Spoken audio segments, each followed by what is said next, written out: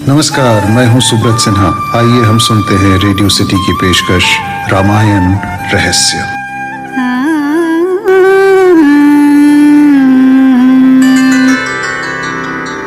आदि राम तपोवनादि गमनम् हत्यामृगं काञ्चनम् वैदेही हरणं जटायुमरणं सुग्रीव सम्भाषणं बालिनिर्दलं समुद्रतरणं लङ्कापुरी दाहनं पश्चाद् रावण कुम्भकर्ण हननम् इतवधि रामायणम्।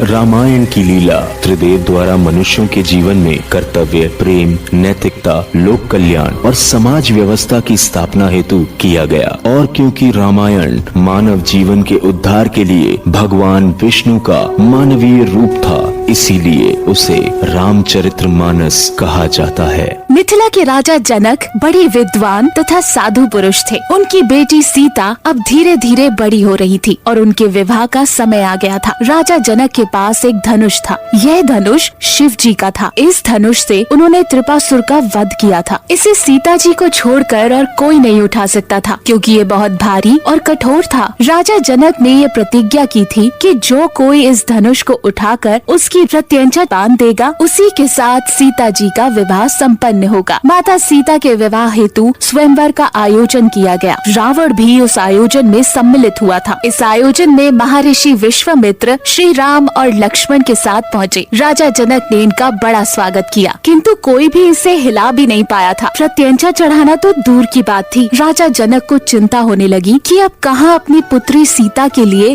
सुपात्र वर खोजे। तभी महर्षि विश्वामित्र ने राम को धनुष उठाकर उस पर प्रत्यंचा चढ़ाने का आदेश दिया। गुरु की आज्ञा पाकर श्री राम धनुष के पास पहुँच गए और उन्होंने बड़ी सरलता से उस धनुष को उठा लिया और उस पर प्रत्यंचा चढ़ाने लगे। धनुष डोर बांधने के दौरान श्री राम के हाथों से वो धनुष टूट गया। क्योंकि धनुष शिव जी का था, उस समय भगवान शिव के परम भक्त धनुष के टूटने की आवाज सुनकर परशुराम जी वहाँ पहुँच गए। वो बड़े क्रोध में थे। वो इस धनुष को तोड़ने वाले को खोजने लगे। हम ये जानने आए हैं कि हमारे आराध्य भगवान शिव का धनुष तोड़ने का दुस्साहस किसने किया। शीघ्र बता, अन्यथा जहाँ तक तेरा राज्य है, हम वहाँ तक की पृथ्वी को तहस नहस कर देंगे, तेरा राज्य नष्ट कर देंगे। भगवान परशुराम के क्रोध को देखकर सारी सभा में सन्नाटा छा गया। डर के मारे कोई नहीं बोल रहा था, लेकिन लक्ष्मण जी नहीं डरे। वो परशुराम जी से वाद विवाद करने लगे।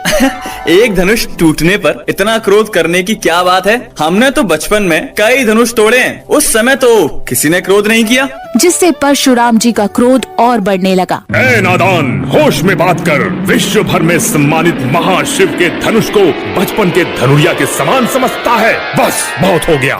सावधान जनक, विश्वामित्र, यहाँ एकत्रित राजागण और इस सारी सभा को मैं सावधान करता हूँ। जहाँ कहीं भी वो अपराधी छिपा है, उसे बाहर निकाल कर खड़ा कर दिया जाए, अन्यथा मैं उसे मृत्यु दंड दूंगा। लेकिन फिर श्री राम ने बड़ी सज्जनता के साथ हाथ जोड़कर निवेदन पूर्वक भगवान परशुराम से गलती से धनुष टूट जाने की बात कही, उनसे क्षमा मांगी। प्रभु शिव के धनुष को तोड़ने का दुस्साहस तो कोई आपका दास ही कर सकता है। उसके लिए क्या आज्ञा है, आप मुझसे कहिए। आपका अपराधी मैं हूँ। मेरे ही हाथों से ये धनुष भंग हुआ है।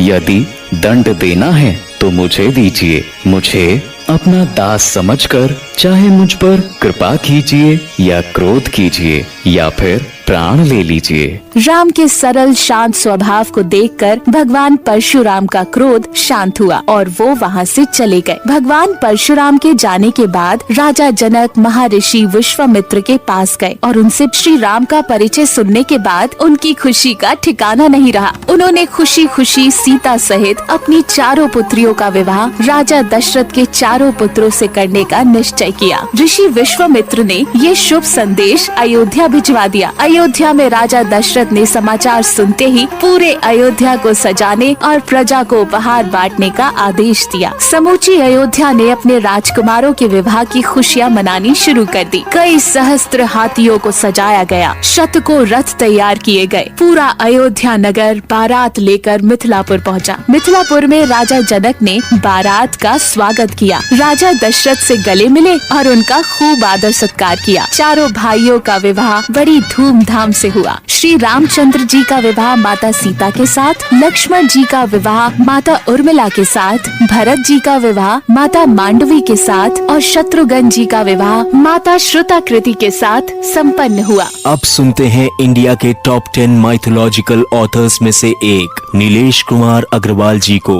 नमस्कार, मेरा नाम नीलेश कुमार अग्रवाल है। जैसा कि आपने बालकांड में राम सीता विवाह को सुना, इसी से जुड़ी मैं आपको कुछ और जानकारी देना चाहूँगा। जब सीता जी श्री राम को देख उनकी ओर आकर्षित हो जाती हैं, तो वह यह सोचती हैं कि अगर यह सुकुमार शिव जी के धनुष को नहीं तोड़ पाए तो मैं क्या करूँगी। तब सीता जी श्री राम को पति स्वरूप पाने के लिए माँ पार्वती की पूजा करने लगती हैं। माँ पार्वती उनसे प्रसन्न होकर कहती हैं कि सीता, तुम्हारी मनोकामना अवश्य पूरी होगी और जिसमें तुम्हारा मन अनुरक्त हो गया है वही स्वभाव से सुंदर वर तुम्हें प्राप्त होगा। चंदन और मालाओं से सुशोभित शिव धनुष को एक लोहे के संदूक में रखा गया था। वह 5000 वीर सैनिकों द्वारा खींच के लाया गया। शिव धनुष कितना भारी था, इसका अंदाजा आप इस बात से लगा सकते हैं कि स्वयंवर में उसे उठाने के लिए 10,000 राजाओं ने एक ही बार में प्रयास किया, किंतु वह सब मिलकर भी धनुष जरा सा भी न हिला सके। विश्वामित्र जी को पता था कि रावण की नजर उस धनुष पर है और अगर ब्रह्मदेव की तपस्या कर उसने शिव धनुष मांग लिया तो वह सृष्टि का विनाश कर देगा। इसीलिए श्री राम ने संसार की भलाई हेतु स्वयंवर में वह धनुष तोड़ दिया। वाल्मीकि रामायण के अनुसार श्री राम द्वारा इतनी फुर्ती से यह सब हुआ कि धनुष लेते, चढ़ाते और जोर से खींचते हुए कोई भी उसे नहीं देख पाया। रामायण के इस दोहे से इस बात की पुष्टि होती है। लेट चढ़ावत खेचत गाड़े, काहू न लाख देख सब उठाड़े। बालकांड के इस भाग से हमें यह शिक्षा मिलती है कि मनुष्य को किसी भी परिस्थिति में अहंकारवश किसी का भी अनादर नहीं करना चाहिए, क्योंकि अहंकार आपको शक्तिहीन और बुद्धिहीन बना देता है। होई ही सोई जो राम रची राखा।